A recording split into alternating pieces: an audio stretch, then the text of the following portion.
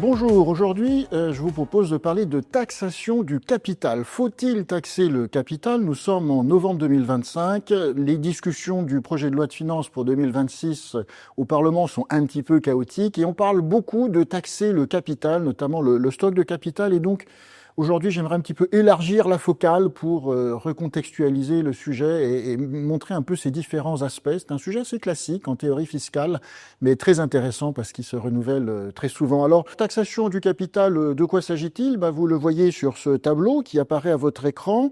En fait, vous avez des impôts sur la détention du patrimoine. Alors, on parle souvent d'impôts sur la fortune immobilière, mais il y a aussi toutes les taxes foncières sur la propriété bâtie ou non bâtie qui sont affectées aux collectivités territoriales. Vous voyez qu'il y en a pour 26 milliards d'euros. Après, vous avez les impôts sur les revenus et les plus-values du patrimoine, qu'il s'agisse du patrimoine immobilier ou du patrimoine financier, les revenus de dividendes, les revenus d'intérêt. Là, vous en avez pour presque 50 milliards d'euros. Et puis, vous avez les droits de mutation à titre onéreux ou à titre gratuit sur tout ce qui est transmission du capital quand vous cédez un bien ou quand, après une succession, vous le léguez à vos héritiers. Ce qui fait qu'au total, la taxation du capital en France, que ce soit stock ou revenu, c'est environ 113 milliards d'euros, comme vous l'indique ce tableau. On peut faire un petit peu de comparaison internationale. Sur ce graphique, vous voyez en fait le poids des impôts sur le stock de capital en pourcentage du PIB dans les différents pays européens. Alors donc le match est assez vite plié.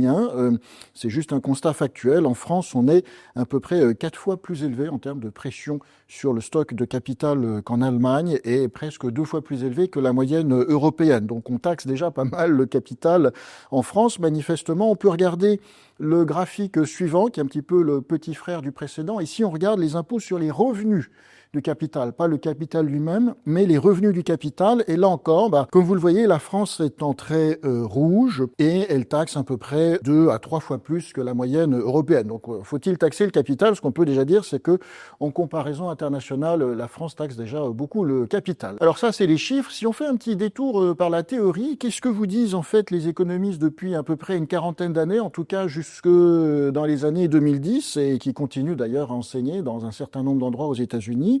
C'est que taxer le capital, c'est un petit peu dangereux pour la croissance de façon globale, parce qu'en fait, la taxation sur le capital a des effets sur la croissance qui sont a priori significativement plus élevés que la taxation du travail, parce que quand vous taxez l'épargne et le capital, on a montré que l'épargne était très sensible à son niveau de taxation et qu'une taxe sur le capital, ça freine beaucoup l'accumulation du capital, et donc vous avez un effet très fort sur le taux de croissance, alors que quand vous taxez le travail, c'est aussi ce que disent les chiffres, les effets sur la croissance sont moins forts. Ce qui fait que depuis les années 80, de façon assez standard, beaucoup de modèles de taxation de l'épargne et de taxation en général vous suggèrent d'avoir des taux d'imposition du capital plutôt faibles, voire très faibles.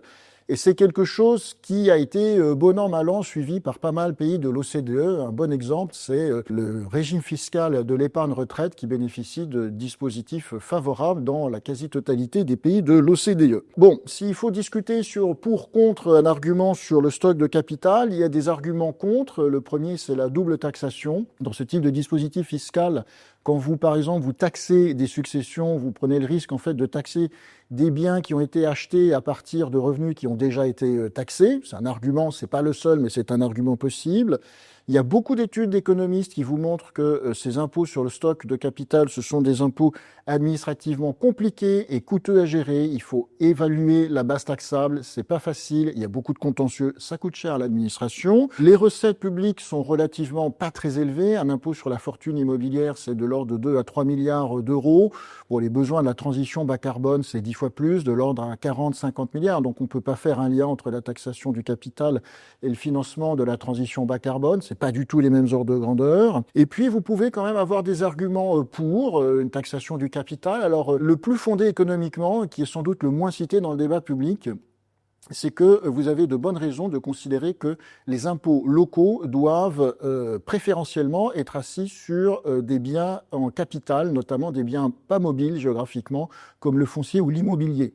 Et de fait, en France, près de la moitié des taxes locales affectées aux collectivités territoriales sont assises sur du capital. Et ça, c'est plutôt optimal. Donc en France, on le fait déjà. En fait, l'argument pour la taxation du capital, c'est souvent et essentiellement la redistribution. Et pourquoi pas, c'est un argument parmi d'autres qui est recevable. Sur ce graphique, vous voyez la structure de revenus en fonction du niveau de revenu entre revenus du travail et revenus du capital. La colonne P0, P90, c'est les 9 premiers déciles, c'est-à-dire les 90% de la population qui ont les revenus les moins élevés. Bon, c'est à peu près tout le monde. Et vous voyez que pour l'essentiel, les gens ont essentiellement des revenus du travail et le revenu du capital en gris, c'est plutôt petit. Par contre, la colonne P90, P99, c'est le premier décile de revenus et vous voyez que la part des revenus du capital augmente dans ce décile-là et plus vous allez vers des hauts revenus, plus la part des revenus du capital est élevée. Ce qui fait que si vous voulez taxer, entre guillemets, si je puis dire, les plus riches, vous allez taxer les revenus du capital parce que ces revenus du capital représentent une part croissante de leur revenu total. À l'extrême droite du graphique, vous avez essentiellement des footballeurs de Ligue 1 dont en fait les revenus du capital occupent une place très importante de leurs revenus. Alors dans ce contexte-là, évidemment, les travaux de Thomas Piketty dans les années 2010 marquent une inflexion dans la réflexion. Son livre Le capital au XXIe siècle, qui est sorti en France en 2014, de quoi parle-t-il? Il parle essentiellement du passé et de la France. C'est une enquête de statistiques fiscales très fouillée, très détaillée, qui vous montre, pour résumer, il y a des centaines de pages, que notamment, en fait, le ratio capital-patrimoine sur revenu était de l'ordre de 6, c'est-à-dire le patrimoine des ménages était le sextuple des revenus au début du XXe siècle. Il a beaucoup baissé au milieu du XXe siècle. C'est lié notamment aux guerres mondiales qui ont détruit beaucoup de patrimoine immobilier, qui ont détruit beaucoup de patrimoine foncier. Et puis, depuis les années 70, ce ratio, en fait, patrimoine sur revenu chez les ménages ne cesse de réaugmenter. Et la thèse de Thomas Piketty, c'est de dire, alors on ne peut pas le vérifier, mais il dit en 2050, si on fait rien, le ratio patrimoine sur revenu va devenir de plus en plus élevé. Et il y a un risque, selon lui, que la démocratie soit aux mains de quelques oligarques. Alors ça, on ne peut pas le vérifier, puisque c'est une prévision à l'horizon 2050. On pourra voir s'il avait raison ou pas en 2050. Donc vous avez des prix Nobel, en fait, qui l'ont défendu. Paul Krugman, Robert Solow. Il y a pas mal d'économistes, en fait, qui le critiquent, mais c'est pas malsain. Ça fait partie du débat académique habituel entre des économistes. Et donc vous avez aussi des prix Nobel qui ont considéré que, pour différentes raisons statistiques, économiques, les travaux en tout cas, la prévision de Thomas Piketty à l'horizon 2050 pouvait vraiment être discutée. Il y a notamment Daron Acemoglu, prix Nobel de l'année dernière, Joseph Stiglitz et d'autres. Alors, pour le décideur public, finalement, au risque de schématiser un petit peu, quelles sont les options? Il y a essentiellement deux grandes options fondamentales. Soit on pratique une imposition duale, avec une imposition progressive des revenus du travail et une flat tax sur les revenus du capital. C'est ce que font dans leur très grande majorité les pays de l'OCDE. C'est le cas aujourd'hui de la France encore en 2025. L'autre choix, c'est d'avoir des impositions progressives à la fois du travail, c'est déjà le cas avec l'impôt sur le revenu, mais aussi une imposition progressive sur les revenus du capital. Et ça, c'est la proposition de Thomas Piketty. À la base, ça peut prendre la forme du taxe mondiale sur la fortune, c'est aussi une proposition de Piketty. Et puis la taxe différentielle sur le patrimoine, c'est la proposition de Gabriel Zucman, qui fait partie de la même galaxie intellectuelle. Bon, il y a un article en 2023 qui est publié dans la Oxford Review of Economic Policy, qui est une très bonne revue, qui se dit, bon, finalement, si on voulait taxer les riches, comment faudrait-il s'y prendre? C'est intéressant parce que c'est un article qui n'est pas complètement conclusif, c'est assez rare, en fait, dans la littérature, parce qu'il dit, si on voulait taxer les riches, théoriquement, il faudrait préférer un impôt sur les revenus du capital, parce que ça permet de taxer ce qui a été effectivement perçu.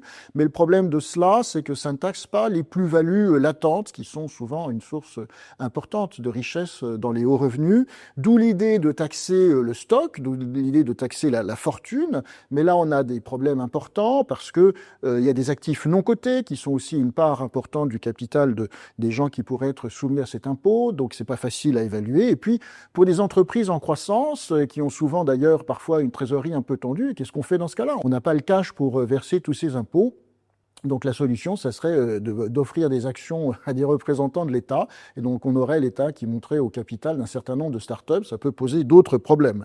Vous avez aussi des gens qui ont essayé de réfléchir sur des impôts sur le revenu du capital qui prennent en compte les plus-values latentes. Mais là, c'est cauchemardesque à mettre en place. Et ce que dit cet article, finalement, c'est que, in fine, ces questions sur la taxation du capital, à un moment ou à un autre, ça finit souvent par être un arbitrage politique entre la redistribution et l'entrepreneuriat.